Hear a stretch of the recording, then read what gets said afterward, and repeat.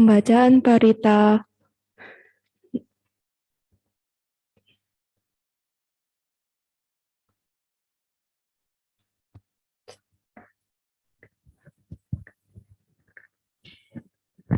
Arahang sama sang Buddho Bhagawa.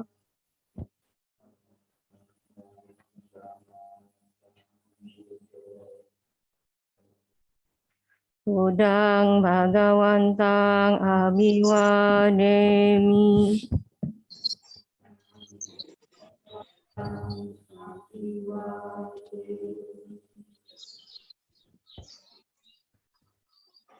Wakato Bhagawata Dhammo.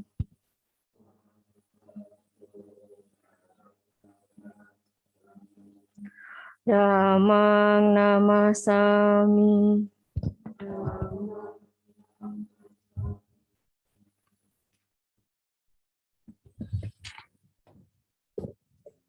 Supatipano Bhagavato Sawaka Sangho.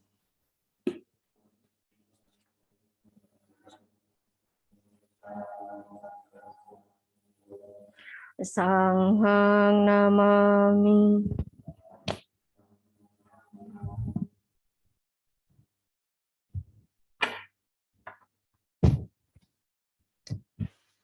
Yamam hakomayam bhagavantang saranagata yono bhagavasata yasaca mayam bhagavato dhammang rocema imehi sakarahitang bhagavantang sasadamang sasawaka sanghang avipucayama.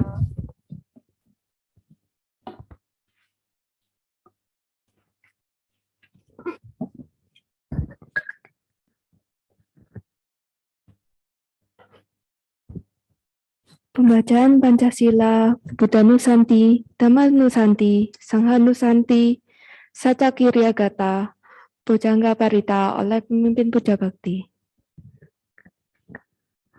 Pandamayang Buddhasa Bhagavato Pubbabana Karang Karo Mase. Namo tassa bhagavato arahato samma sambuddhassa. Namo tassa bhagavato arahato samma sambuddhassa. Namo tassa bhagavato arahato samma sambuddhassa. Pandamayang saranang gamana patang banamase. Buddhang saranang gacchami.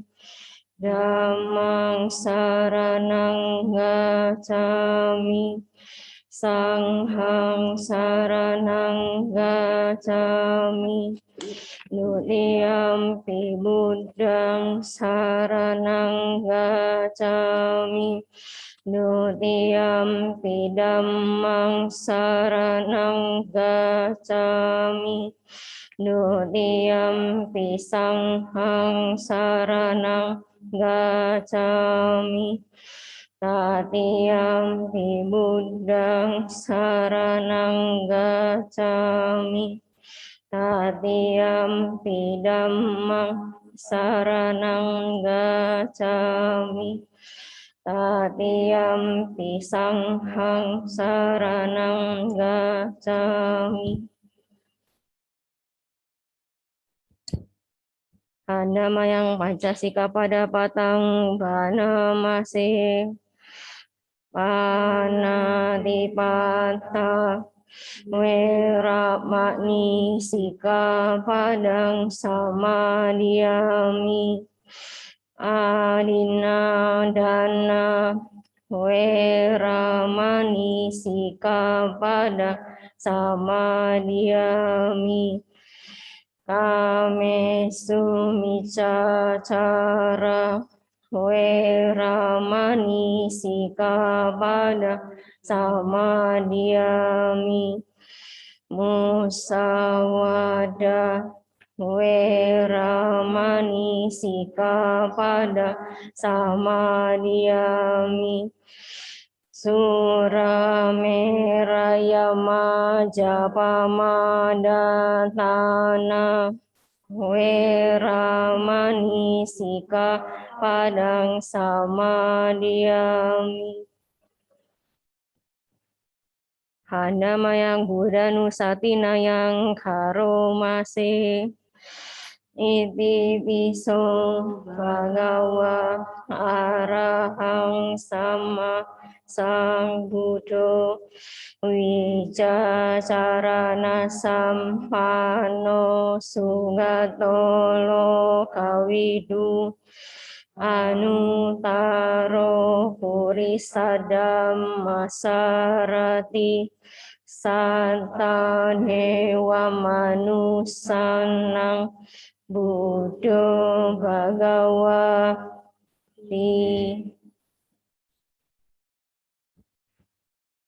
Hanamayang Damanusatinayang Karomase Sukato Bhagawata Dhammo Sanihiko Akaliko Ehipasiko Opanaiko Pasetam Weditabo Vinyuhi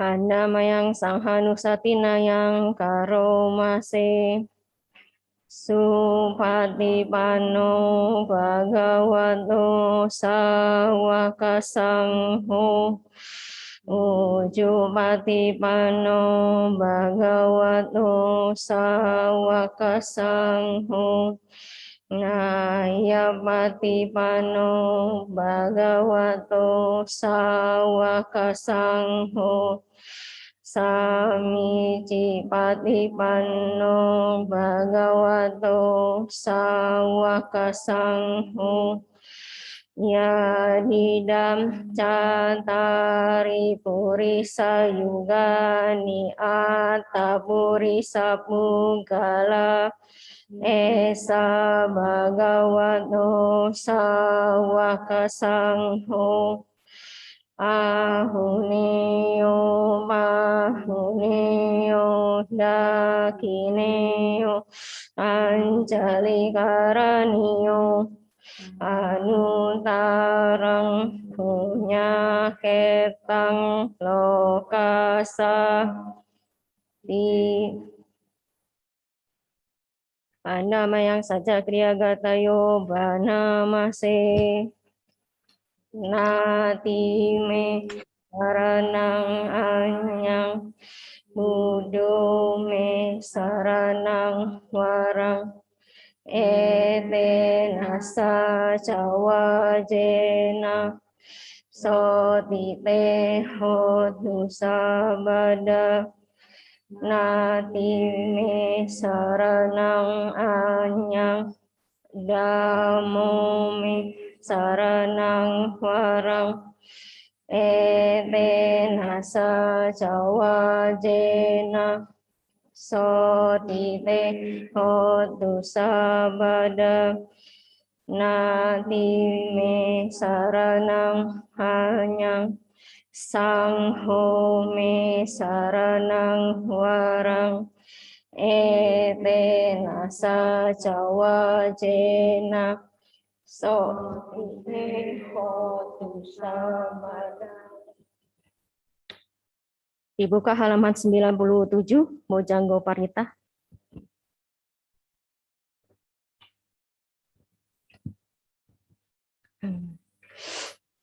Handamayang Bojanggo Paritang Karomase Bojanggo Satisan Kato Dhammanan Wisayo Tata Wiriam piti pasadi bojang tata pare sama lupe kabojangga santete sabada sina munina samada kata bawita bahuli kata samantanti abhinaya nibanaya cabodya etena sajawajena sotite hotnusabada ekasmin samaye nato monggalanan cakasapam gila nidu kite diswa bojangge sata desai te catam abinan nidwa roga muntin sutan kane ete nasa jawa cena sotite hotu sabada eka dadam marajapi gelanena bipilito cunda terena tanewa bana petwa nasadaram samodit wasa abada tamha huta sita naso ete nasa jawajena sotite hotu sabada pahina te abada tinanampi mahesinam magahata kilesawa patanupati damatam ete nasa jawajena sotite hotu sabada. Setelah membacakan parita-parita suci, marilah kita melakukan meditasi yang dipimpin oleh pemimpin puja bakti. Marilah kita bersama-sama mempersiapkan diri untuk bermeditasi sejenak sesuai dengan objek masing-masing yang biasanya dilakukan.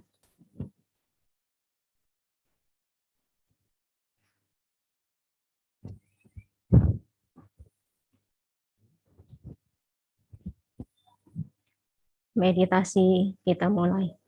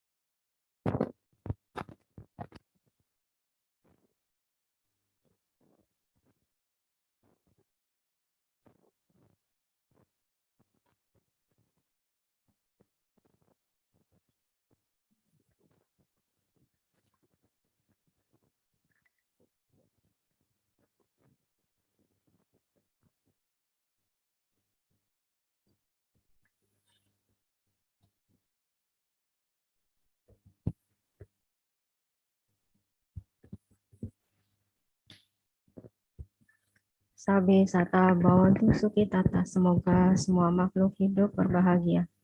Meditasi selesai. Sadu, sadu, sadu. Selanjutnya kita akan mendengarkan Dhamma Desana yang akan disampaikan oleh Bapak Kadek. Kepada Bapak Kadek, kami persilahkan untuk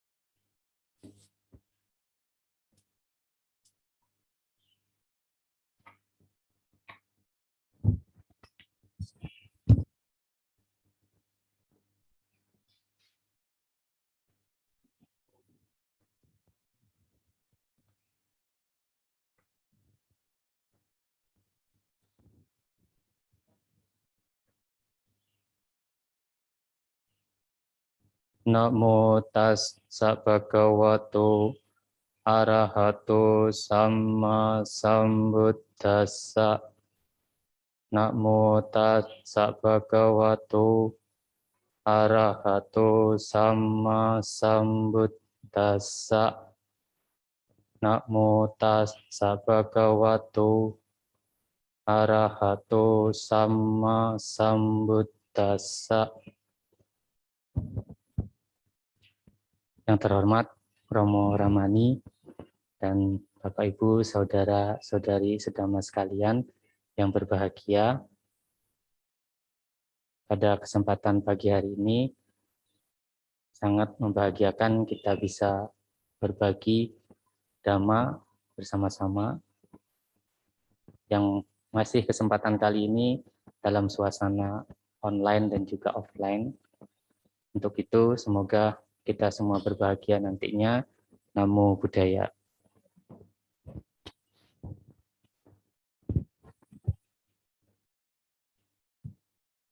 Pada kesempatan pagi hari ini, kita akan bersama-sama melakukan diskusi, sharing Dhamma, yang mana pada kali ini saya akan menyampaikan khususnya mengenai serba-serbi kebahagiaan dan juga tentang bagaimana suatu pandangan salah itu bisa bersiklus di dalam batin kita. Kemudian mengapa penting untuk kita bersama-sama merenungkan makna Dhamma dari yang pagi hari ini akan kita sharingkan bersama.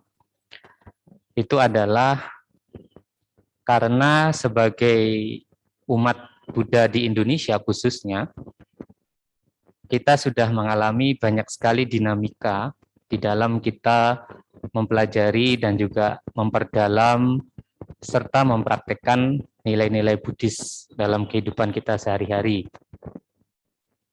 Dan kemudian dari situ juga praktek-praktek Dhamma yang kita lakukan, ini juga khususnya kita melakukannya sebagai seorang perumah tangga. Nah, maka dari itu ada banyak hal yang harus menjadi perenungan kita itu secara berulang-ulang.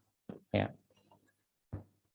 Jadi sebagaimana juga di dalam bagian dari syair Dhammapada, kita ketahui bahwa tidak ada kebahagiaan yang tertinggi di dunia ini selain Nibbana. Nibbanang paramang sukhang. Nah, saya sedikit tergerak juga karena seiring sering kita mendengar istilah, misalnya ada perbedaan antara kebahagiaan dan juga kesenangan. Ya. Nah, ketika kita mendengar bahwa ada perbedaan kebahagiaan dan juga kesenangan, maka kita juga harus memiliki pemahaman yang benar terhadap itu. Kenapa demikian? Karena utamanya kita sebagai umat Buddha khususnya ataupun manusia pada umumnya, pasti yang dikejar itu adalah kebahagiaan, betul ya? Nah, saya pernah juga menyampaikan di sini juga di tempat yang sama bahwa kebahagiaan itu sendiri tidak hanya satu jenis, tidak hanya satu tingkatan. Bahkan ada tingkatan mulai dari rendah, sedang hingga tertinggi. Dan itu pun tertuang di dalam Dhammapada, di mana kebahagiaan yang tertinggi itu adalah nibbana. Nah, kemudian muncul satu ajaran yang bagus, bahwa ada bedanya antara kebahagiaan dan juga kesenangan. Nah, itu juga satu sisi harus kita pahami kenapa agar jalan yang sedang kita tempuh untuk mengejar suatu kebahagiaan ini bukan jalan yang salah. Ataupun tujuan kebahagiaan yang sedang kita cari itu bukan tujuan kebahagiaan yang salah. Nah, apakah ada kebahagiaan benar atau salah? Nah, itu tadi makanya ada perbedaan kebahagiaan dan kesenangan, ya.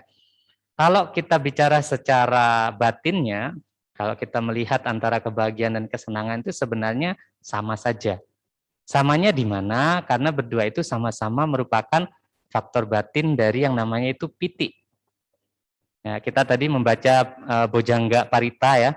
Di salah satu Bojangga itu dikatakan bahwa piti ini juga bagian dari salah satu dari faktor 7 faktor pencerahan. Ya.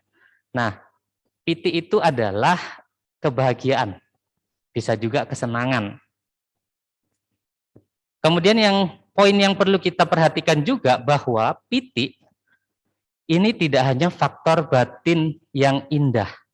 Jadi piti itu tidak termasuk golongan faktor batin yang indah, artinya tidak termasuk golongan faktor batin yang baik. Juga tidak termasuk pada golongan faktor batin yang tidak baik. Artinya dia berada di posisi netral. Nah, maknanya bagaimana piti ini berada di faktor batin pada posisi netral? Artinya piti itu bisa muncul pada batin yang baik dan juga pada batin yang tidak baik. Ya, jadi aplikasinya di situ. Nah, oleh karena itulah kita harus mempunyai banyak istilahnya itu pengetahuan, kemudian praktik untuk memahami bahwa piti yang kita kembangkan ini adalah piti yang berasosiasi dengan faktor batin yang baik lainnya. Ya, jadi kalau secara ajarannya, ya, secara teksnya, piti itu dia bisa berasosiasi dengan batin yang baik, kusala, bisa juga berasosiasi dengan batin yang tidak baik, akusala. Nah, itulah yang menyebabkan orang bisa merasa senang, orang bisa merasa bahagia, itu tidak hanya pada saat melakukan suatu kebajikan, tetapi juga ketika melakukan suatu ketidakbaikan. Ya, saya sering memberi contoh misalnya, ketika kita memiliki niat jahat, niat buruk, misalnya untuk mengambil barang yang tidak diberikan, mencuri, seperti itu kan. Nah, kemudian ketika kita berhasil melakukan apa yang kita inginkan, kita mencuri barang dari orang lain dan kita berhasil, tidak ada yang menemui perbuatan kita, ada yang merasa senang seperti itu. Bahagia. Ya, nah itu senang, bahagia dalam konteks piti yang berasosiasi dengan akusala, yang berasosiasi dengan tindakan yang tidak baik. Ya, nah jadi oleh karena itulah kita harus memahami dari segi itu, ya itu poin pertama.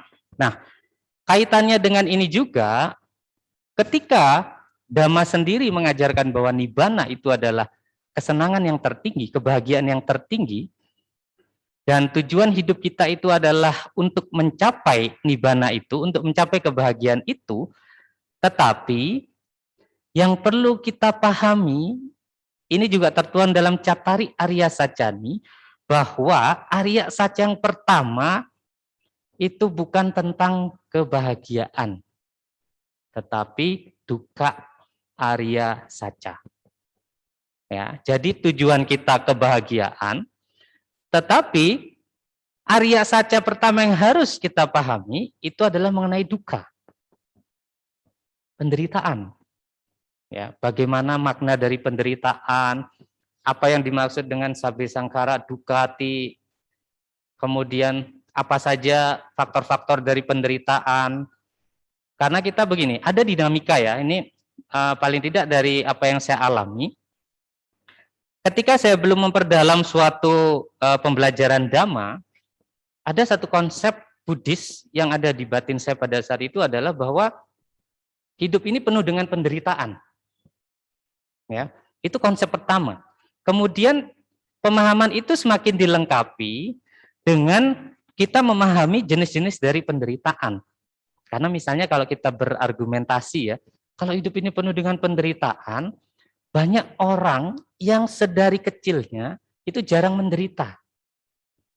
Mungkin mereka yang berada di keluarga yang istilahnya itu keluarga yang tercukupi semua kebutuhannya. Ya, jadi jarang sekali dia menerima penderitaan. Bahkan kita berkaca kepada kehidupan dari Buddha sendiri pun, selama 29 tahun menjalani kehidupan kerajaan, Raja Suddhodana itu upaya terbesar yang dilakukannya apa? Supaya Pangeran Siddhartha tidak melihat sedikit pun bentuk dari penderitaan. Ya, maka dari itu di kerajaan itu kan tidak boleh terlihat ada orang yang tua, tidak boleh terlihat ada orang yang sakit, tidak boleh terlihat ada orang mati, tidak boleh terlihat ada petapa, ya. Karena itu juga diberitahu tanda-tanda agung yang akan membuat samwega dari Pangeran Siddhartha itu muncul. Nah, dari situ kita memiliki pemahaman yang lebih lengkap lagi, bahwa dalam konteks Sabbe Sangkara Dukkha itu maksudnya bagaimana? Apa konteks penderitaan itu? Nah, pemahaman mengenai penderitaan itu justru yang bisa membawa pada pencapaian dari kebahagiaan yang tertinggi. Ya, jadi itu satu poin kita juga harus memahami bahwa satu kebahagiaan itu adalah tidak hanya kebahagiaan yang datang dari batin yang indah, tetapi juga batin yang tidak indah. Nah, dalam hubungannya itu juga ada satu siklus yang bisa mempengaruhi batin kita itu, pemahaman batin kita terhadap kebahagiaan yang benar dan juga kebahagiaan yang salah tadi. Ya, bahwa kita sejak lahir, sebelum kita mencapai yang namanya tingkatan kesucian, pencapaian tingkatan kesucian, maka kita sudah terlahir juga itu dengan batin yang akan alami bisa mengalami yang namanya distorsi daripada pikiran. Ya, pikiran kita terdistorsi. Artinya terdistorsi itu adalah ketika pandangan yang sesungguhnya itu di depan, tetapi dengan kurangnya pemahaman pengetahuan kita bisa menyimpang dari suatu pandangan yang benar itu. Ya, kalau dalam istilah Pali itu namanya adalah wipalasa. Wipalasa itu artinya distorsi batin atau penyimpangan dari batin. Nah, distorsi batin ini juga yang menjadi salah satu kunci atau sebab utama kita untuk mengalami berbagai penderitaan. Entah penderitaan yang nyata-nyata muncul sebagai penderitaan, atau penderitaan yang merupakan sifat sesungguhnya tetapi kita tidak bisa melihat kenyataan atau realitas dari penderitaan itu sendiri. Ya, nah ini juga salah satu poin yang patut sering kita renungkan, karena yang namanya wipalasa, distorsi ataupun penyimpangan ini, dia bisa membentuk sebuah siklus. Nah, namanya sebuah siklus, dia berputar. Dan dalam setiap putaran, siklus ini akan bisa menjadi semakin kuat. Ya, satu putaran berlangsung, kita tidak menghentikan putaran itu, putaran kemudian muncul lagi, begitu seterusnya. Ketika putaran ini sudah menjadi semakin kuat, maka untuk meluruskannya juga menjadi semakin sulit. Ya. Saya mengutip salah satu kitab komentar yang menjelaskan ya, bahwa ini juga ada di bagian teksnya ya. Buddha sendiri mengatakan ada 3 jenis orang di dunia ini dalam hubungannya dengan sakitnya ya, penyakitnya. Kenapa dihubungkan dengan penyakit? Karena sesungguhnya saat ini batin kita itu punya penyakit. Mengapa Buddha itu berlatih meditasi, memenuhi parami dan lain sebagainya? Tidak lain adalah untuk mencari obat dari penyakit batin ini. Ya, obat itulah yang beliau temukan sebagai dhamma. Kenapa? Karena sesungguhnya batin kita sakit. Entah kita sadari atau tidak kita sadari, ada penyakit batin. Ya. Nah, dalam hubungannya dengan itu, ada 3 jenis orang di dunia ini. Ada orang yang sakit, dan dia bisa sembuh tanpa diobati. Ya, ada seperti itu. Kemudian ada orang yang sakit, dia bisa sembuh kalau obatnya tepat. Tapi dia bisa mati kalau obatnya tidak tepat. Dan ada orang yang sakit yang tidak bisa diobati. Nah, melihat dari 3 jenis orang sakit ini, maka kita harus minimal menghindari menjadi yang golongan ketiga. Orang sakit yang tidak bisa diobati. Nah, salah satu nanti yang bisa membuat penyakit kita itu tidak bisa diobati, ketika siklus dari penyimpangan batin ini tidak berusaha kita hentikan. Kemudian siklus itu bagaimana?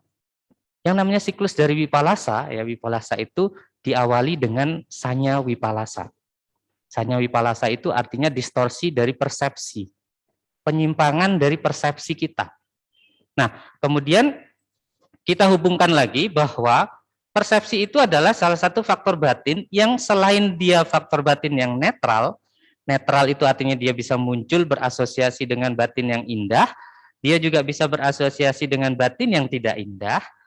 Sanya itu juga salah satu faktor batin yang selalu muncul dalam setiap pikiran kita, dalam setiap batin kita. Fenomena batin apapun yang muncul, mulai dari yang ringan sampai yang berat, ya intensitasnya selalu ada sanya, persepsi.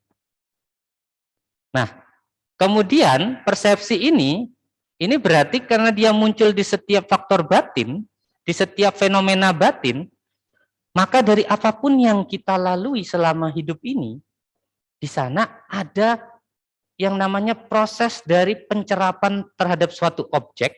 Dari hasil pencerapan itu kita akan membentuk sebuah persepsi di dalam batin.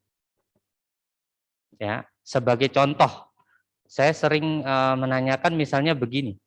Mengapa kita tahu kalau misalnya ditanya ya, yang di depan itu ada namanya Buddha Rupang, ya. Mengapa kita tahu namanya Buddha Rupang? Itu juga salah satu bukti dari proses persepsi itu. Ketika anak kecil dia pertama kali melihat sosok ya Buddha Rupang itu, anak kecil ini masih belum tahu namanya. Dia hanya mengetahui objeknya. Nah, kemudian perlahan-lahan diberikanlah pengetahuan nama kepada anak itu. Ini namanya Buddha Rupang. Nah, dia persepsinya nambah lagi. Oh, ternyata yang bentuknya seperti ini itu disebut sebagai Buddha Rupang. Ya. Kemudian persepsinya itu dia bisa berkembang lagi. Misalnya, ini Buddha Rupang terbuat dari batu, misalnya. Ini Buddha Rupang terbuat dari marmer, misalnya seperti itu. Ini dipahat dari kayu. Macam-macam lagi. Dari situ muncul lagi pencerapan yang baru, muncul persepsi yang baru, terbentuk sebuah persepsi di dalam batinnya. Nah, persepsi ini juga salah satu faktor yang terpenting. Karena dari persepsi ini, dia akan membentuk suatu pola pikiran kita. Namanya cita. Nah, maka ketika persepsi awal kita ini ada penyimpangan, ada distorsi, maka pikiran yang terbentuk, cita yang terbentuk itu adalah pikiran yang terdistorsi, pikiran yang menyimpang. Dia menjadi cita wipalasa. Dari tahap awalnya sanya wipalasa, dia berkembang menjadi cita wipalasa. Karena suatu persepsi dia sudah terbentuk menjadi suatu pola pikiran, ini akan menjadi suatu kebiasaan yang kita lakukan dalam batin. Sehingga dari pola kebiasaan itu akan membentuk yang namanya suatu pandangan. Maka kalau dari awal persepsinya menyimpang, pola pikirannya menyimpang, pandangannya juga menyimpang. Maka dia akan membentuk sanya wipalasa, cita wipalasa, dan ditik wipalasa. Nah, kalau kita melihat tahapan-tahapan dari bagaimana batin itu bisa dimurnikan sampai pada pencapaian tingkatan kesucian, salah satu yang dilakukan pada prosesnya itu adalah pemurnian dari pandangan salah. Ya, ditik wisudi. Kenapa perlu dimurnikan ditiknya? Ya karena wipalasa tadi itu. Kita punya bentuk-bentuk dari ditik wipalasa. Ya. Namun kita patut berbahagia karena minimal ya kita saat ini kan sebagai umat Buddha juga, dan khususnya kita melihat perkembangan dari bagaimana Buddhisme di Indonesia sekarang itu sudah mulai semakin baik ya, semakin baik, di mana kita juga untuk akses belajar Dhamma, akses memperdalam ajaran Buddha itu menjadi lebih mudah. Berbeda dengan misalnya kita bandingkan 10 tahun yang lalu itu sulit sekali. Ya, entah itu karena kurangnya guru, karena kurangnya referensi dan lain sebagainya. Tapi saat ini untuk belajar Dhamma itu menjadi semakin mudah. Ya, selain karena bantuan dari teknologi dan lain sebagainya. Nah, oleh karena itulah minimal kita yang sering belajar Dhamma kemudian berusaha untuk mempraktekannya dalam kehidupan sehari-hari, ditik wipalasa kita itu tidak pada tahapan yang berat atau yang besar. Karena bahaya sekali kalau sampai ditik wipalasa itu sudah membentuk yang namanya micaditi. Dan micaditi itu pun bisa bermacam-macam. Ya, rata-rata pada tingkat dasar kita memiliki yang namanya itu sakaya diti. Sakaya diti itu pandangan salah terhadap bagaimana kita memandang diri kita sendiri. Pandangan salah terhadap diri sendiri. Ya, itu yang sebenarnya paling mendasar. Namun ada beberapa pandangan salah itu yang fatal. Fatal itu artinya apa? Tidak bisa diobati. Karena dia membentuk suatu pandangan ini sudah kuat sekali dan ternyata pandangan itu salah, itu tidak bisa diluruskan lagi. Misalnya kita berkaca kepada 6 guru di zaman Sang Buddha ya, 6 guru yang memegang pandangan salah yang fix ini, yang permanen ya. Itu misalnya dari ada beberapa petapa telanjang misalnya seperti itu ya. Itu dia punya pandangan salah yang sudah fix, sangat sulit untuk diubah. Nah, kalau kita logikakan, kita nalar dalam skala yang lebih sederhana sekalipun, ketika kita sudah membentuk suatu pemikiran dalam batin kita, dan itu nanti perlahan dia menjadi suatu pandangan, untuk mengubahnya pun itu sulit. Ya.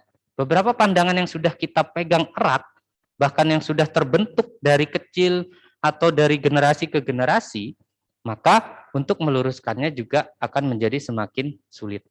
Ya. Nah, jadi siklus pertama itu dari kita sanya, persepsi kita menyimpang, dia akan membentuk pemikiran yang menyimpang, kemudian akan membentuk suatu pandangan yang menyimpang. Sanya wipalasa, cita wipalasa, ditik wipalasa. Nah, kemudian dari suatu pandangan yang sudah terbentuk dalam batin kita, maka fenomena batin yang muncul itu pun nantinya persepsi-persepsi berikutnya yang terbentuk, ini bisa berdasarkan pada pandangan yang sudah kita pegang ini. Ya, jadi dari ditik wisuda, ditik wipalasa, dia akan menjadi dasar juga untuk munculnya sanya wipalasa yang berikutnya. Sehingga begitu seterusnya dia bersiklus, berputar menjadi semakin kuat. Ya, jadi kalau dalam teks itu perumpamaannya, analoginya itu adalah ketika seseorang melihat di kegelapan, ya, di remang-remang seperti itu, tidak terlalu jelas, sesuatu melingkar. Padahal itu tali, ya, tali yang melingkar. Tetapi karena ini tidak jelas terlihat, maka awalnya kita mempersepsikan itu ular. Ya, kita mempersepsikan itu ular. Dari persepsi kita bahwa itu ular, kita percaya, kita membentuk suatu pemikiran, oh itu benar ular. Nah, sudah terbentuk pemikiran seperti itu, artinya pandangan. Ya, maka yang tadi yang saya lihat itu adalah ular.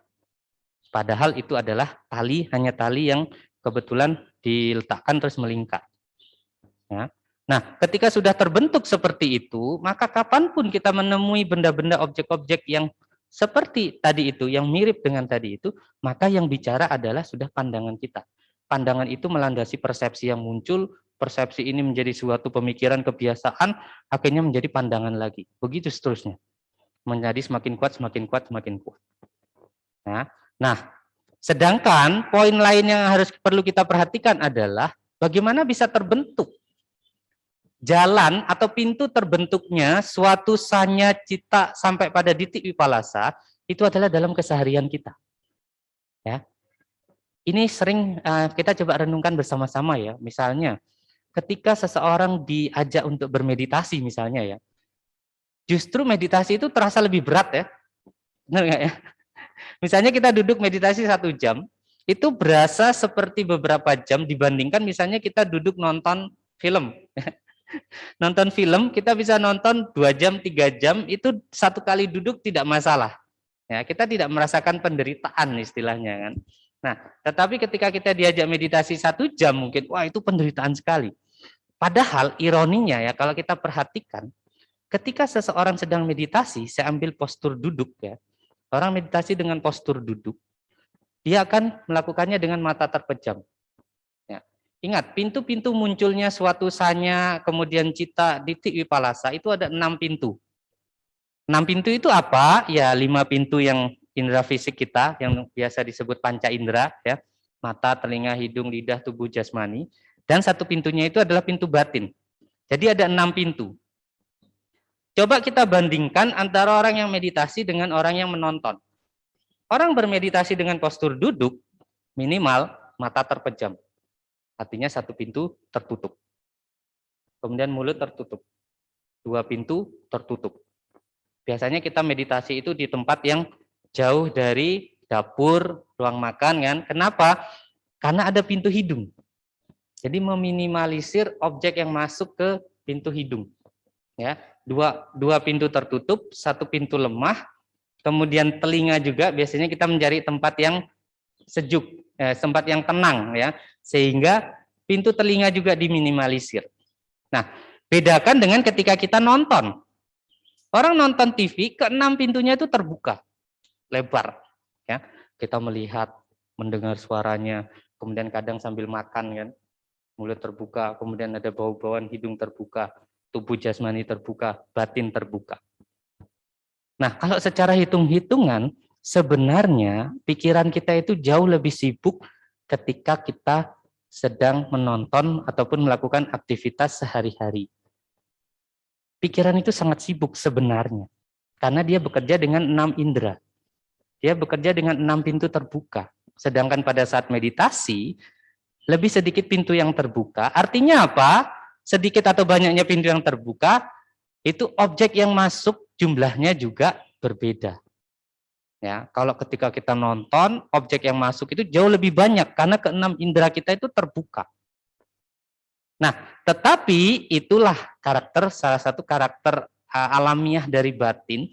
Batin itu lebih senang kalau diajak sibuk. Ya, saya beberapa waktu lalu itu tertrigger juga dengan suatu pertanyaan begini. Karena kita sudah sering belajar Dhamma dan lain sebagainya. Ada yang bertanya begini, apakah ajaran Buddha itu masih relevan dengan kehidupan sekarang, ya? Khususnya zaman sekarang gitu kan. Nah, dari pertanyaan seperti itu, ini juga patut juga untuk kita renungkan ya. Apakah relevan walaupun sesungguhnya ya, justru dengan keadaan sekarang ini semakin menunjukkan relevansi dari ajaran Buddha, Dhamma. Kenapa demikian?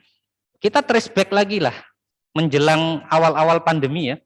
Awal-awal pandemi sebelum kita mengenal di Indonesia ditemukan istilah-istilah baru kan ya, istilah yang baru kita dengar pada saat itu mulai dari PSBB, kemudian PPKM, macam-macam lah ya. Dengan segala dinamika dan hiruk-pikuknya pada saat itu. Di awal-awal pandemi, ketika belum pandemi ya, ketika belum pandemi, kita sudah terkena intunya dulu, serangan paniknya dulu. Ya. Bahkan mulai muncul dulu itu namanya istilahnya apa itu? Panic attack ya. Selain itu psikosomatis. Ya. Di awal-awal itu saya ingat serangan pertama sebelum bahkan COVID menyerang, itu yang menyerang duluan itu psikosomatis. Orang takut duluan. Ya, mendengar berita macam-macam, apalagi itu dimanfaatkan oleh orang-orang yang senang untuk membuat suatu kekacauan. Dia memanfaatkan dengan melahirkan berita-berita yang hoax.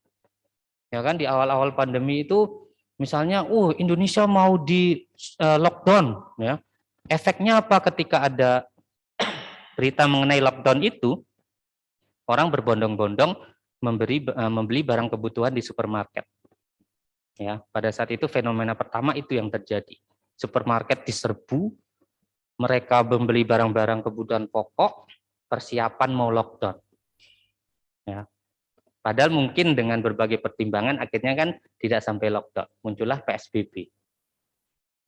Nah, tetapi pada saat itu yang perlu kita renungkan apa? COVID-nya belum menyerang, tapi kita sudah kena duluan.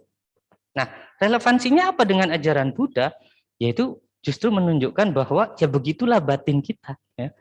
Batin kita itu banyak sekali istilahnya itu bibit-bibit penderitaannya. Ya, bibit-bibit penderitaan itu datangnya dari mana? Dari berbagai hal yang sudah kita bentuk tadi itu. Mulai dari sanya, cita, kemudian diti itu. Ya, kita mempersepsikan suatu barang, kemudian kita ini menjadikan suatu pemikiran, akhirnya pandangan. Ketika kita bersentuhan dengan 6 objek ini, 6 indera kita bersentuhan dengan 6 objek, di situ akan ada persepsi, kemudian akan ada penyematan suka dan tidak suka. Ya, ini harus hati-hati. Ya. Karena ini sudah terjadi secara alami. Secara alami batin kita itu seperti itu kesenangannya. Ketika melihat sesuatu yang merupakan sesuatu yang kita senangi, ini menyenangkan, objek yang kita inginkan, maka kita menyematkan kata suka. Saya suka objek ini. Ketika yang kita temui adalah yang berlawanan, yang tidak kita senangi, yang tidak kita inginkan, kita menyematkan kata tidak suka. Nah, dalam keseharian kita hidupnya yaitu tadi, mengejar yang suka, menghindari yang tidak suka. Itu terjadi ketika pandemi, ya kan? Ketika benar-benar sudah PSBB. Bagaimana batin ketika diajak untuk PSBB di rumah? Ya memang faktornya kompleks sekali kan. Mulai dari kita memikirkan sisi ekonomi, sosial dan lain sebagainya. Ya, batin itu sudah sangat khawatir sekali. Ya. Mulai dari situ, kemudian seterusnya ketika kita tidak berusaha untuk menyadari batin itu sendiri, maka pola ini terus terbentuk. Sehingga keseharian kita itu adalah mengejar yang disenangi, menghindari yang tidak disenangi. Itu ya. Nah, kemudian berlanjut lagi masa pandemi bahkan tidak kita perkirakan sampai 2 tahun ya. Karena kami juga misalnya di dunia pendidikan di STAB tidak pernah memperkirakan kalau akhir dari 2021 kita masih belum sepenuhnya berada di kondisi dunia yang ketika sebelum pandemi. Ya, kita sudah punya gambaran, akhir tahun lalu mungkin sudah selesai pandemi ini, Januari mulai normal. Ternyata tidak, gitu kan. Nah, dari situlah akhirnya pertanyaan mengenai apakah ajaran Buddha itu relevan, itu justru sangat relevan. Bagaimana ajaran Buddha itu menggambarkan beneran terjadi seperti itu. Batin kita itu sulit sekali untuk istilahnya itu diajak untuk ke arah yang lurus istilahnya. Karena berbagai faktor, berbagai pandangan, berbagai persepsi yang sudah terbentuk di dalam batin kita sejak kecil. Ya, sejak kecil. Bahkan kalau kita berkaca kepada ini mungkin cerita-cerita dari zaman Buddha, ya kalau saat ini pun bisa dikaitkan ya. Misalnya bagaimana anak kecil ya kan, ini mungkin perjuangan para orang tua misalnya, mau berusaha mengajak anaknya ke wihara, berusaha mengajak anaknya berbuat baik gitu kan. Tapi karena namanya anak kecil, batin kita dari lahir itu masih lemah, banyak dari anak-anak itu yang tidak memahami makna sesungguhnya dari suatu perbuatan baik misalnya. Mereka mengikuti orang tua saja. Makanya peran orang tua itu juga salah satu peran yang sangat penting. Walaupun ketika kita ajak mereka ke wihara, mereka itu nggak paham, ya. Kita ajak mereka pindah patah kan, mereka nggak paham pindah patah ini apa, berdana itu apa, melaksanakan sila itu apa, belum paham kalau misalnya anak kecil. Ya, kecuali kalau dia sudah pemikirannya sudah mulai terbentuk, kemudian pemahamannya dia mulai terbentuk, barulah dia memahami dengan istilahnya pengetahuannya. Ya. Nah, jadi kalau kita kaitkan lagi, kalau misalnya ini kalau pengalaman saya ya, saya baru mengenal agama Buddha yang sebenarnya pun itu sudah di usia kuliah. Ya, SMP SMA itu masih belum terlalu. Nah, baru mengenal di usia kuliah, kemudian kita menyadari, pandangan-pandangan kita sebelumnya, ternyata begini. Ya, pemahaman-pemahaman saya sebelumnya ternyata begini. Bagaimana kita sudah melewatkan waktu berapa puluh tahun untuk baru bisa benar-benar menyadari ajaran dari Buddha yang sesungguhnya. Dan bagaimana keseharian kita, sebelum kita melakukan keseharian ini dengan landasan pemahaman pengetahuan Dhamma, itu banyak sekali ternyata adalah hal-hal yang seharusnya tidak benar, seharusnya tidak baik, tetapi dalam pandangan kita ini baik, ini benar. Ya, contohnya apa? Kalau kita diajarkan umumnya dulu adalah mengejar, ya tadi itu kembali lagi, kebahagiaan kan. Kita mengejar berbagai bentuk kebahagiaan. Hati-hati ya. Kebahagiaan, kesenangan itu bisa jadi salah satu faktor penghancur dari suatu kehidupan kita. Bagaimana bisa itu menjadi suatu penghancur? Ketika seseorang hanya mengejar suatu bentuk kebahagiaan, dia tidak memahami makna dari kebahagiaan yang sesungguhnya, maka yang dia kejar adalah kesenangan-kesenangan. Ya, tadi saya katakan pitik ya, sama-sama pitik. Yang dia kejar itu adalah perasaan yang menyenangkan itu.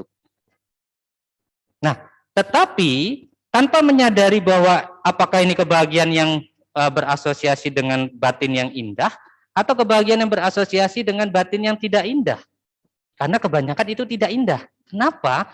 Karena loba ya, kita bicara mengenai loba, kita punya akar dari loba, keserakahan, kemelekatan. Nah, keserakahan, kemelekatan itu juga muncul dengan perasaan yang senang.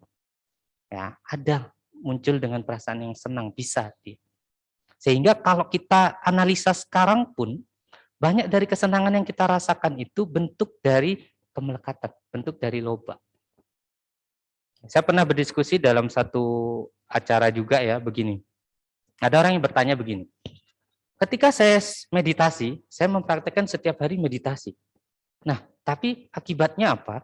Ketika sehari saja saya tidak dapat waktu untuk meditasi, saya menjadi kecewa atau sedih, nggak enak lah ya. Pokoknya setiap hari harus meditasi. Nah, itu harus hati-hati. Kenapa?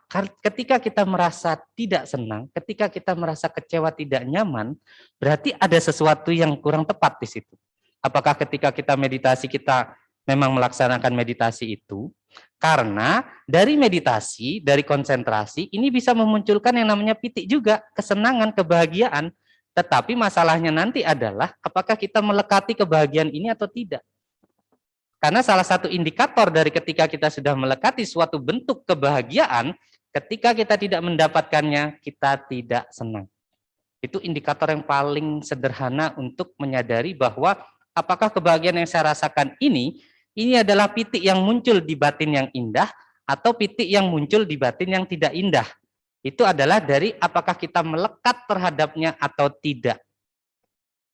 Ya, makanya ketika merenungkan itu lagi, saya meditasi, setiap hari saya meditasi 1 jam mungkin ya, kemudian suatu ketika mungkin ada aktivitas di kantor, saya tidak bisa meditasi, ada perasaan tidak senang, nggak enak ini jadinya, saya nggak bisa meditasi. Nah itu hati-hati, karena bagaimanapun di dalam Dhamma, di dalam Tipitaka manapun, hal yang muncul dengan perasaan tidak nyaman, perasaan tidak senang, itu pasti dosa mula cita.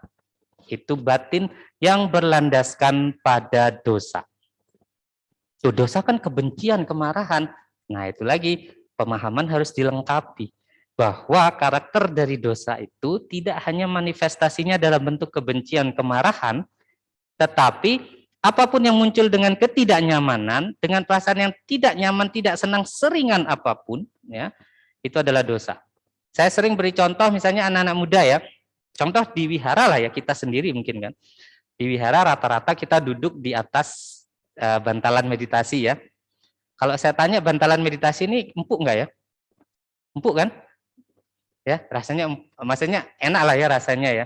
Tapi rasa enak itu bertahan 1 jam saja kok kira-kira. Ya, karena setelah 2 jam, 3 jam itu yang tadinya enak ya, jadi lama-lama jadi keras ya. Kemudian apalagi bantainya mungkin ceramahnya sampai 2 jam gitu, kita dengerin di depan, apalagi yang duduk di depan kan. Duduk di depan itu mau berubah kakinya aja sungkan gitu kan. Ini bisa jadi batu lama-lama. Ya. Itu termasuk. Jadi perasaan nyaman, tidak nyaman sekecil apapun itu masuk dalam ranah batin yang berasosiasi dengan dosa. Patiga. Dosa patiga itu artinya dia penolakan. Ada penolakan di situ, ketidaksenangan. Ya. Nah, maka dari itu, itulah akhirnya pemahaman itu perlu kita bentuk mulai, dan itu istilahnya begini. Karena kalau secara hitung-hitungan, ya, secara hitung-hitungan, ini juga saya berkaca kepada satu fenomena juga yang terjadi. Ya, ada beberapa fenomena terjadi yang perlu selalu kita waspadai. Ya, yang pertama adalah fenomena yang memandang bahwa kita ini adalah perumah tangga, betul kan? Perumah tangga yang bagaimana? Namanya perumah tangga, ya saya menjalankan kehidupan rumah tangga saya sehari-hari. Sehingga tugasnya meditasi, tugasnya belajar Dhamma itu bukan tugas saya. Ya. Anda mungkin tidak memiliki pandangan ini, tetapi ada umat kita yang punya pandangan seperti itu.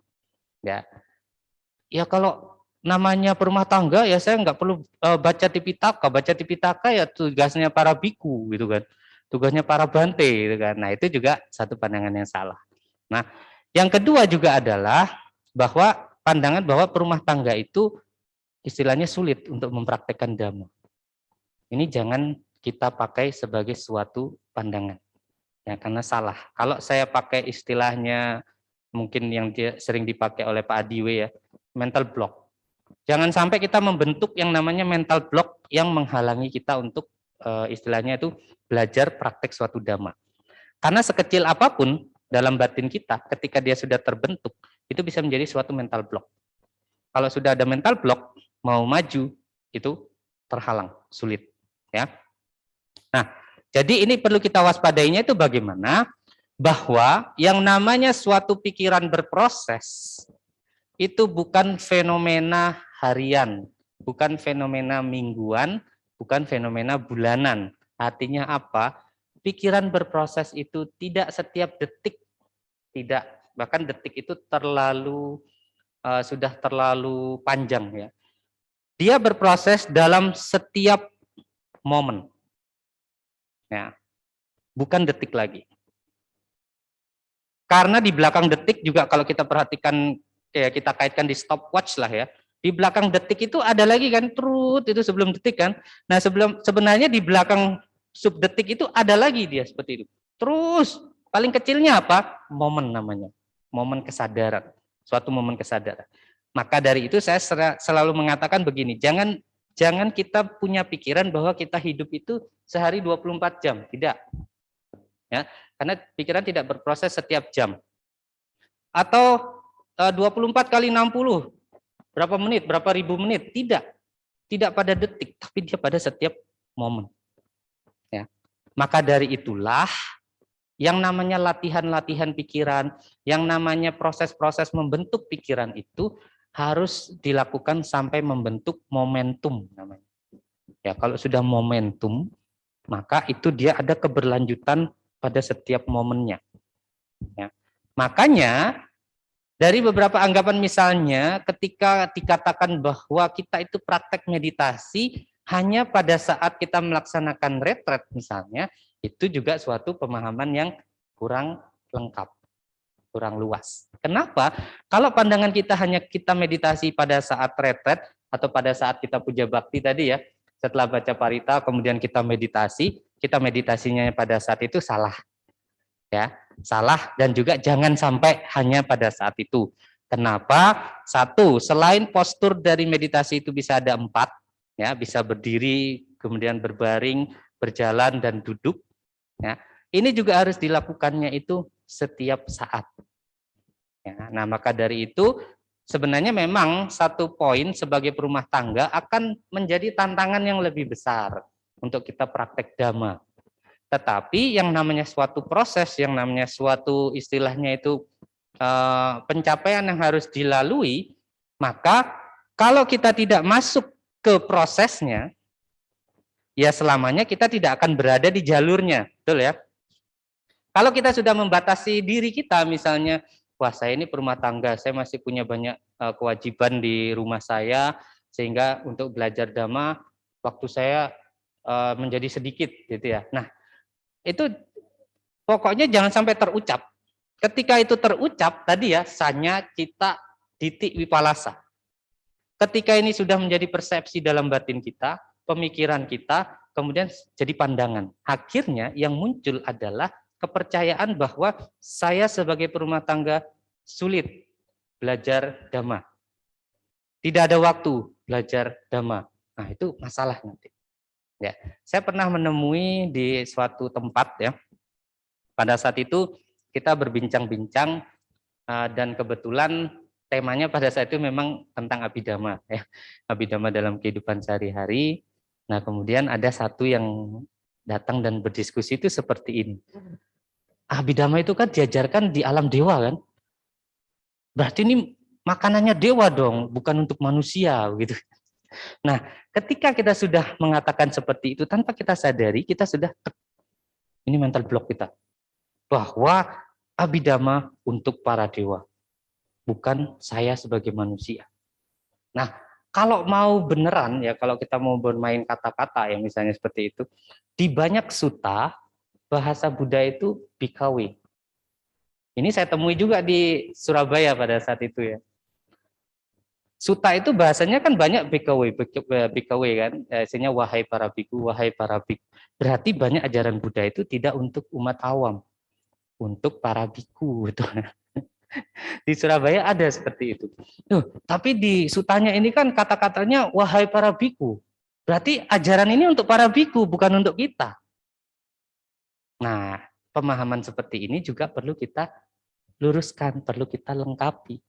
Walaupun misalnya di banyak sutta Buddha mengatakan dengan, karena begini, sutta-sutta itu kan diulangi oleh siswa Buddha. Mengulangi itu dalam konteks kutipan langsung, banyak kutipan langsung ya. Jadi kata-kata asli Buddha pada saat itu.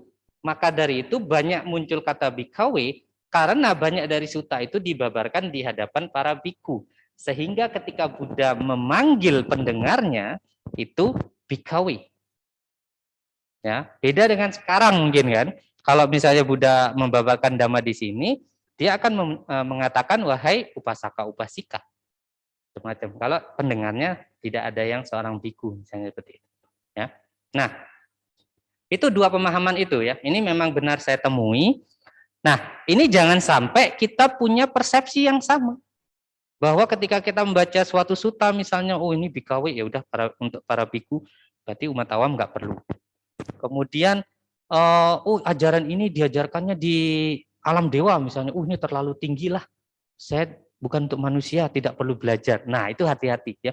Ketika kita mengatakan, wah, ajaran ini terlalu tinggi. Ajaran ini saya sulit untuk memahami, maka beneran terjadi. Dalam batin kita benar. Ketika kita mengatakan, oh ini sulit. Ini sama kayak kita lah, ujian lah ya.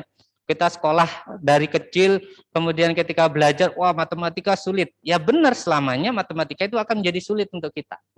Kenapa? Karena di awal kita sudah memasang yang namanya mulai dari persepsi, kemudian cita, sampai titik pandangan. Kita sudah memasang suatu pandangan dalam batin kita bahwa sesuatu ini sulit.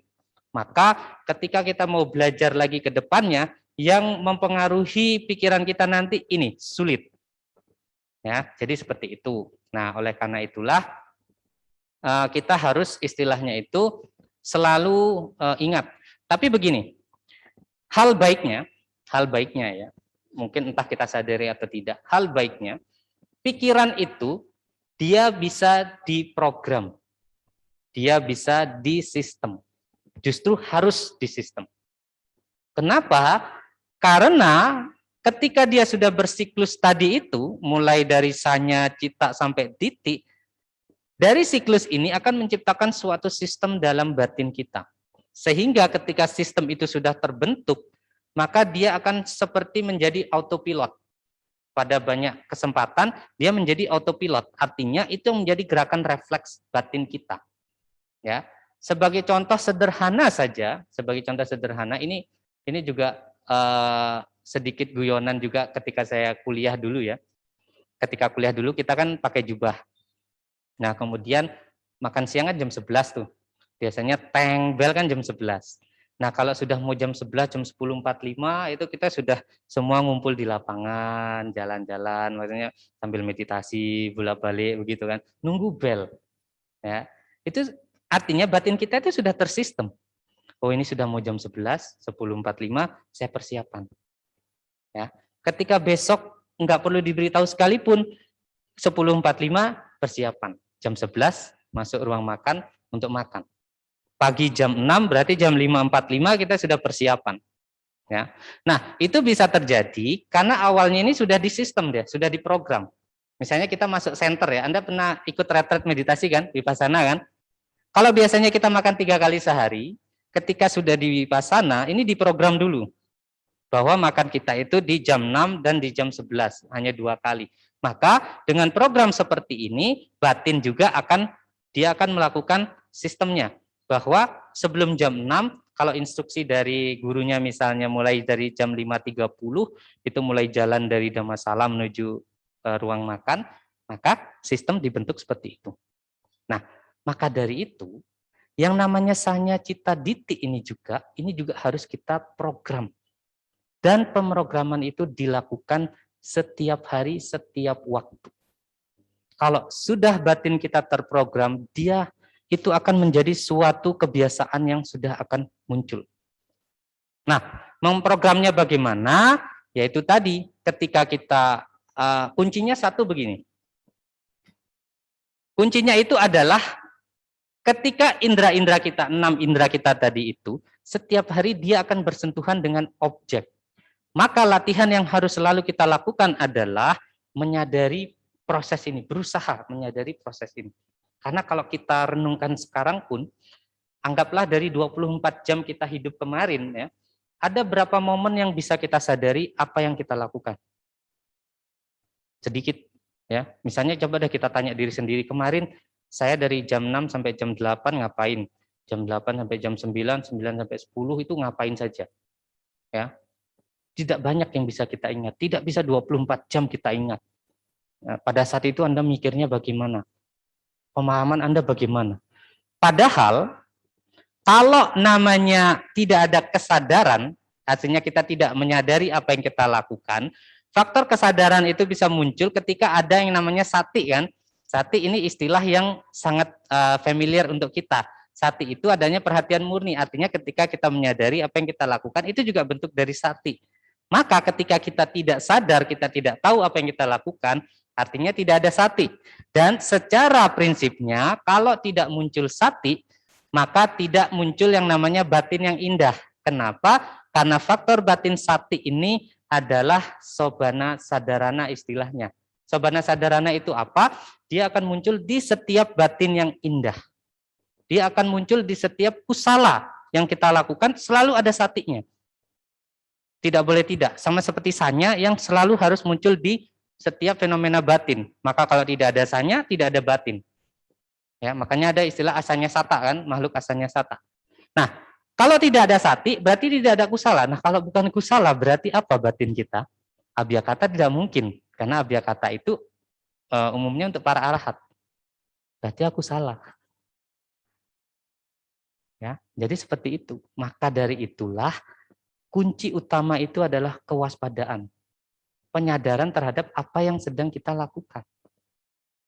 Nah, maka latihan sehari-hari yang harus kita lakukan, yang harus selalu kita lakukan, itu berusaha menyadari. Ya, sadari. Maka dari itu, meditasi itu kan 4 postur ya. Ketika kita kerja, fokus pada pekerjaan kan, kita mengerjakan tujuannya untuk menyelesaikan kewajiban. Ketika kita fokus pada suatu pekerjaan ini, fokus itu ada sati namanya. Ya, karena pikiran kita ini saya dapat kewajiban, kemudian saya melaksanakan tugas saya untuk memenuhi kewajiban ini. Ini adalah bentuk dari sati dan itu bentuk dari kusala. Selama pekerjaannya itu masuk ke dalam sama ajiwa, tidak dalam mica ajiwa, ya, bukan dalam pekerjaan yang salah, pekerjaan yang tidak layak seperti itu. Nah, Kemudian di antara, biasanya celahnya itu adalah di antara dari aktivitas kita. Contoh misalnya dari rumah berangkat menuju tempat kerja. Atau di tempat kerja di waktu-waktu kita tidak sibuk, batin cenderung ketika dia tidak sibuk, dia akan kesana kemari. Nah, semakin sedikit kita sadari apa yang sedang dipikirkan, maka semakin banyak momen di mana tidak ada sati dalam batin kita.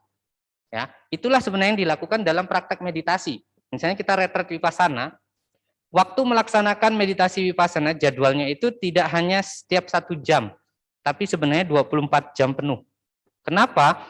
Karena walaupun ada pembagian 1 jam duduk, 1 jam jalan, yang namanya pengalaman meditasi vipassana itu kan tidak hanya dalam postur duduk, jalan, berdiri, tetapi aktivitas sehari-hari.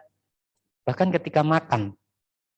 Ya, makan itu mungkin untuk sebagian besar orang itu hal yang kecil, maksudnya tidak bagian dari praktek ya, tidak bagian dari vipassana, betul kan? Tapi salah.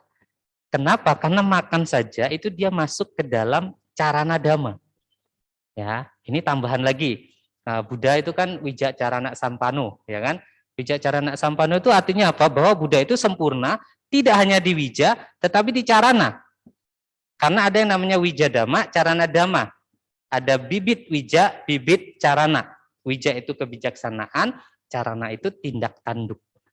Nah, salah satu bagian dari carana dhamma itu adalah bojane matanyuta namanya. Bojane matanyuta itu apa? Kita moderat dalam hal makan. Nah, makanan itu masuk dalam carana dhamma. Jadi jangan menyepelekan waktu makan. Ya. Karena kalau kita logikakan di dunia ini, banyak juga orang yang celaka dari makan. Betul kan? Dia makannya tidak fokus, maksudnya pada saat makan dia sambil ngobrol, dia sambil ketawa-ketawa, banyak yang keselak. Ya, mulai dari yang ringan sampai yang fatal itu ada. Nah, maka ketika kita retret meditasi, makan disuruh pelan-pelan. Ngapain ya makan pelan-pelan? Kalau makan kan makan saja seperti itu. Ternyata ada damanya di situ. Dari kita makan dengan penuh perhatian, kemudian kita menyadari porsi kita. Ya, bahwa saya makan ini juga perenungannya kan, paticca, yoniso dan lain sebagainya ya. Itu kita renungkan lagi. Oh, bahkan dalam makan pun ada satu latihan yang kalau kita lakukan seterusnya setiap saat, maka ini bisa membawa dampak positif untuk batin. Ketika kita sudah menyadari misalnya tujuan dari makan, bagaimana kita seharusnya makan, maka banyak sekali hal-hal yang dilatih di situ, dhamma yang dilatih. Kenapa? Karena yang namanya kita punya akar dari kotoran batin kita ya, namanya loba dosa moha ya. Makan itu salah satu kegiatan yang paling banyak memunculkan akar dari loba dosa moha itu tadi. Ya, kenapa? Karena makan ini kita makan dengan lidah. Lidah itu akan dia bisa membedakan mana rasa yang kita sukai, mana rasa yang tidak kita sukai. Itu jelas sekali rasanya. Maka kalau kita tidak menyadari ketika kita makan, oh ini enak ya sudah saya makan saja ya. Kita sudah punya kategori bahwa ini makanan yang enak, ini makanan yang tidak enak. Ketika kita makan ketemu yang tidak enak, wah batin sudah tidak nyaman. Ya, ketika ketemu yang enak, wah kita cenderung untuk melekati, menyenangi rasa yang enak ini. Sehingga orang makan juga menjadi sangat lahap seperti itu. Nah, itu bagian dari carana dhamma. Harus dilatih. Untuk bisa mencapai tingkatan kesucian, baik carana maupun wija, ini harus berada dalam posisi yang seimbang. Karena kalau terlalu besar wijanya, tidak ada carananya juga, nanti ada pengaruhnya dalam batin. Atau carananya saja yang besar, tidak ada wijanya juga itu masalah. Ya, tidak ada kebijaksanaan. Nah, maka dari itu, yang harus kita lakukan itu adalah latihan ini membentuk momentum. Momentum itu hanya bisa dibentuk kalau latihannya berkelanjutan. Berkelanjutannya bagaimana? Bahwa berkelanjutan kita berusaha latihannya itu tidak hanya di waktu-waktu tertentu, tidak hanya di hari-hari tertentu, tapi kapanpun kita ingat, kapanpun kita sadar untuk melakukan refleksi pada batin. Kita sadari, ketika kita sedang bekerja, kita menyadari bahwa saya sedang bekerja. Maka ketika ada suatu tugas, saya akan berusaha mengerjakan tugas ini dengan sebaik-baiknya mencapai tujuan yang diinginkan. Kemudian setelah itu saya istirahat, makan. Nah, makan hati-hati, banyak celah-celah batin kita ini menjadi bocor istilahnya ya. Ada lonjakan-lonjakan batin yang bisa muncul dari keadaan yang tidak waspada, keadaan yang tidak sati. Karena tanpa sati berarti tidak ada fenomena kusala. Ya, pada saat itu batin cenderung jatuh pada akusala, batin yang tidak indah. Ya, maka dari itulah dari semua hal ini Buddha sebenarnya sudah menyematkan. Ya, ini mungkin jadi penutup. Nanti mungkin ada yang ditanyakan ya, kita bisa diskusi lagi melalui tanya jawab ya. Buddha sendiri sudah sangat terampil, sangat bijaksana dalam mengajarkan ajarannya ya. Bahkan sampai di akhir kehidupannya pun beliau sudah memberikan kita kuncinya. Maka beliau mengatakan wayadama sangkara apamadena sampa deta. Maknanya apa? Kita harus berjuang dengan sungguh-sungguh. Tapi Buddha tidak meninggalkan kita berjuang tanpa alat. Buddha langsung ngasih alatnya. Apamadena. Alat kita untuk berjuang apa? Dengan apamada. Apamada itu artinya ketidaklengahan. Ya, ketidaklengahan. Makanya kalau tadi kita baca Pancasila ya, sila kelima itu apa? Surameraya, Maja, Pamada, Thana. Kata kuncinya apa di sila kelima itu? Pamadatthana. Pamadatthana, pemada, thana.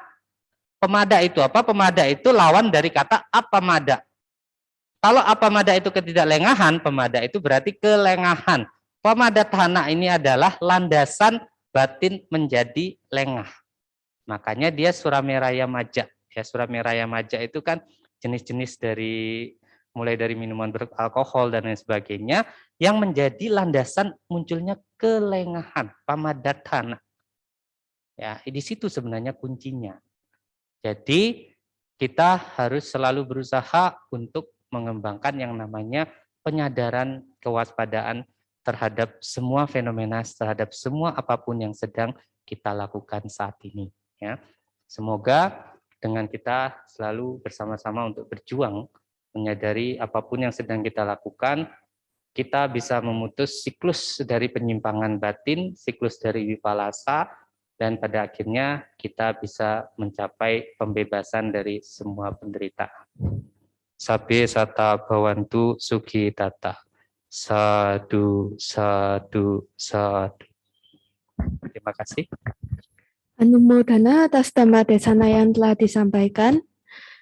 Berikutnya, apabila ada pertanyaan boleh disampaikan.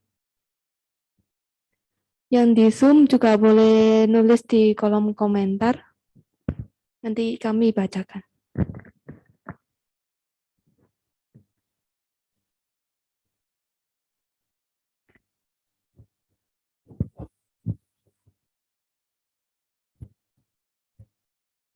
Tidak ada. Sepertinya nggak ada.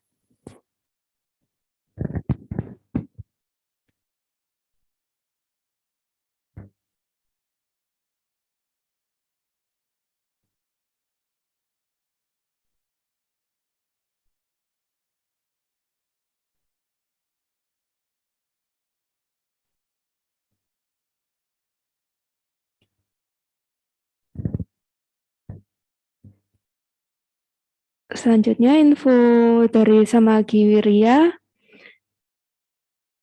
Minggu depan Puja Bakti akan tetap dilaksanakan secara online maupun offline. Para umat yang berada di rumah masing-masing bisa menambah kebajikannya melalui dana paramita yang bisa ditransfer ke rekening BCA atas nama Yayasan Samagi Wirya.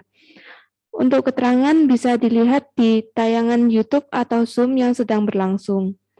Bagi yang berada di wihara bisa berdana melalui kotak dana yang telah disediakan. Setelah kita melakukan kebajikan dengan mengulang pembacaan parita suci, bermeditasi, dan juga mendengarkan Dhamma Desana, marilah kita melimpahkan jasa kepada saudara leluhur yang telah mendahului melalui pembacaan parita patidana yang akan dipimpin oleh pemimpin puja bakti.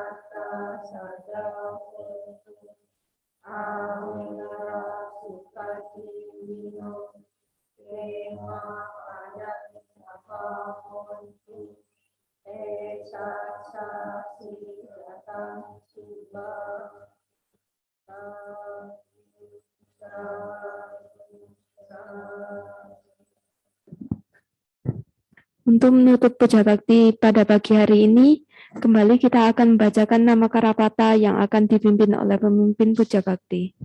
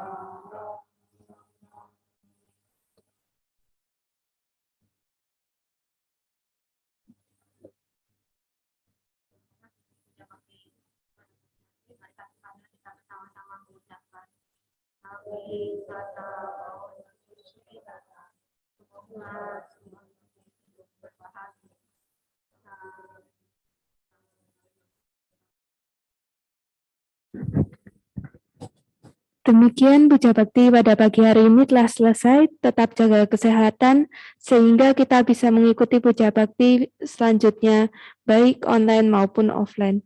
Akhir kata, terimalah salam Dhamma, Soti Hontu, Namo Buddhaya.